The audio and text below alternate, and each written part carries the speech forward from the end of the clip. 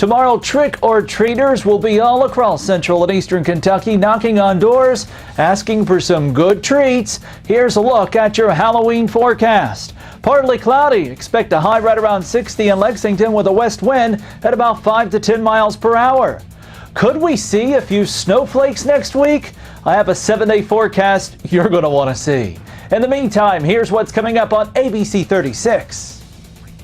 Snowflakes. All right, Jason. Well, coming up, a loss for UK tonight that left Cat fans disheartened, to say the least. And people are getting quite the scare from community members for a very good cause. ABC 36 News Weekend Edition starts now. Hey, good evening, everyone. Thanks for joining us tonight. I'm Danielle Seda. And I'm Doug High. We're both filling in tonight for Caitlin Shive. A heartbreaker. A heartbreaker tonight. The Cats took a tough loss. That's our top story tonight at 11, obviously. They fell to Mississippi State. Final score 17-31. Ouch. Mike Leach with a fresh cut heading into Mississippi State's battle with number 12 Kentucky. Bulldog shot. That's from our sister station in Mississippi. Thanks, but no thanks, right? No, he's a good boy. Early on now, score. Bulldogs out to punt. Josh Ali on the return for the Wildcats. He'd get to the outside and take it 74 yards to the crib. Wildcats up early 7-0. That's nice, right? A little later, Dogs offense trying to get something going. Will Rogers finds Jaden Whaley for a nice gain, but the drive ended with a missed field goal. Kentucky led 10-0 at the end of first quarter. Now, second quarter, Dogs drive capped off with Woody Marks' 7-yard touchdown. It's now a 10-7 game. Let's not even suffer through the second half of highlights. We could all read Coach Stoops' lips, right? Very clearly. It's going to be a tough night in that locker room. Cats go down hard, 17-31. Final score puts our boys in blue at 6-2. Let's get it together for Tennessee next Saturday. Please. It's not over yet. They still got a little bit to go. But let's move on to local football here. Center College football is celebrating a big milestone, the 100th anniversary of one of the biggest wins in football's history. ABC 36's Annie Brown tells us the significance of Century's big win and how the legacy continues at the Kentucky school. An event in football's history that's legendary. So legendary, it's celebrated even now. Although I might not have been there 100 years ago, it feels like it was just yesterday that Bo McMillan was scoring that touchdown to put Center ahead of Harvard 6-0. It was 100 years ago on October 29. Center College beat Harvard.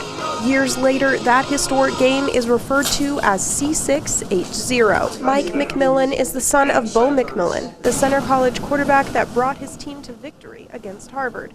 He's visiting the college along with the rest of Bo McMillan's family on the 100th anniversary. It feels great, and it's terrific that they're celebrating. It's hard to believe, 100 years since that happened. And as the school celebrates its history, it's also looking to the future. Saturday's game against Rhodes College is the last that will be played at Ferris Stadium. This is the last game that's going to be played in Ferris Stadium before it is torn down and they build a new stadium. And the fact that this honor is happening on this occasion is it's extra special.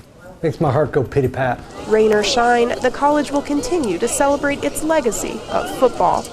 I mean, as you can see, everybody's here, excited to watch us win. Rain, sun, or shine, nobody really cares. We're going to go out here and support our Colonels. Cheering on the praying Colonels for the next 100 years. In Danville, Annie Brown, ABC 36 News. Thank you for that, Annie. It was a celebration of culture this weekend with the Bluegrass Youth Ballet's performance of Dia de los Muertos. Bluegrass Youth Ballet says this performance is done about every 2 years, and this is its first time back to an in-person audience since the onset of the pandemic. Now, the studio says while it teaches children the technique and choreography of ballet, it also likes to teach the importance of cultural diversity, which it showcases through shows like Dia de los Muertos. Everybody can feel something special or different about where they are in their headspace, and it's just a way of bringing awareness to your own emotions. And I feel that everybody gets something very special from this ballet. It's just very magical. Bluegrass Youth Ballet says this show is its signature performance, so practice only took a little under 2 months.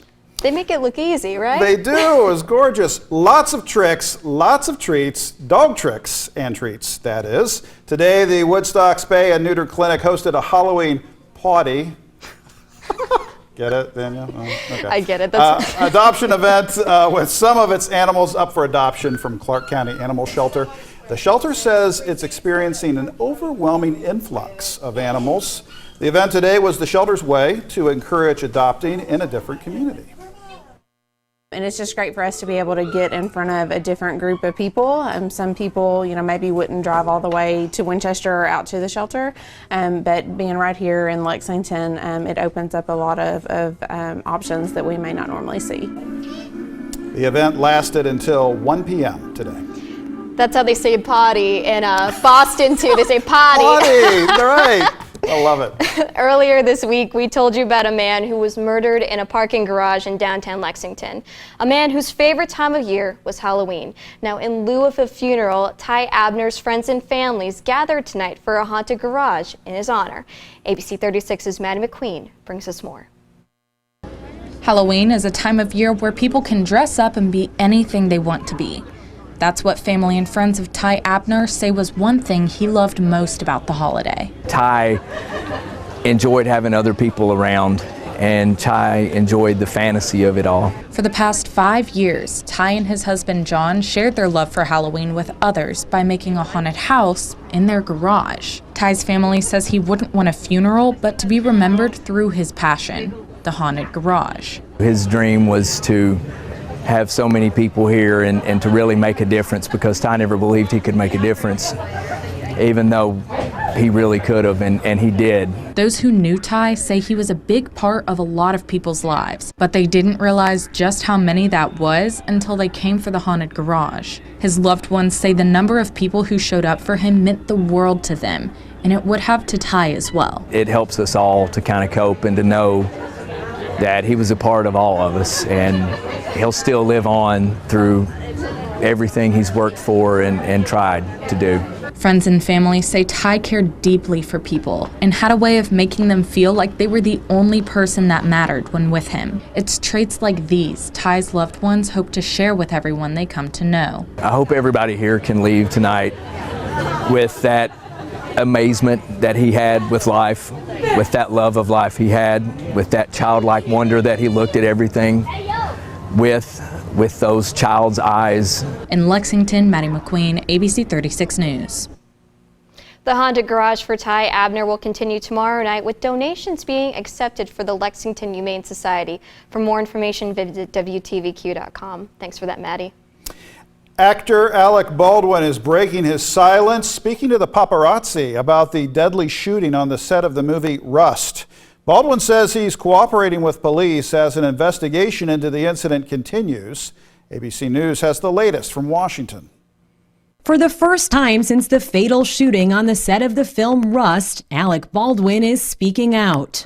There are incidental accidents on film sets from time to time, but nothing like this. This is a 1 in a trillion episode. Answering questions from the paparazzi in Vermont, Baldwin mourned the death of cinematographer Helena Hutchins, who died when investigators say Baldwin fired a prop gun on set. Director Joel Souza was also wounded in the shooting. She was my friend. The day I arrived in Santa Fe to start shooting, I took her to dinner with Joel, the director. We were a very, very, well-oiled crew shooting a film together, and then this horrible event happened. Baldwin added he's been in constant contact with Hutchins' husband. The guy is overwhelmed with grief. But Baldwin repeatedly declined to comment on the investigation into the incident. I've been ordered by the Sheriff's Department in Santa Fe. I can't answer any questions about the investigation. I can't. Investigators have obtained a warrant to search the prop truck that stored the weapons on set. They say a slew of weapons, including 12 revolvers and 4 boxes and a black bag with ammo, were recovered. In a new statement through her lawyer, the film's armorer says she has no idea where the live rounds came from, adding she is devastated. Baldwin says he supports new safety measures on movie sets, like rubber or plastic guns. I'm not an expert in this field. So whatever other people decide is the best way to go in terms of protecting people's safety on film sets, I'm all in favor of, and I will cooperate with that in any way that I can. Rust Movie Productions, the company created to produce the film, has said it was not aware of safety concerns on set and was cooperating with the investigation. Elizabeth Schulze, ABC News, Washington. What a tragedy. Well, still to come, kids around Kentucky are giving in to their candy cravings a little early as places like Paris, Kentucky handed out candy and kicked off the Halloween weekend celebrations.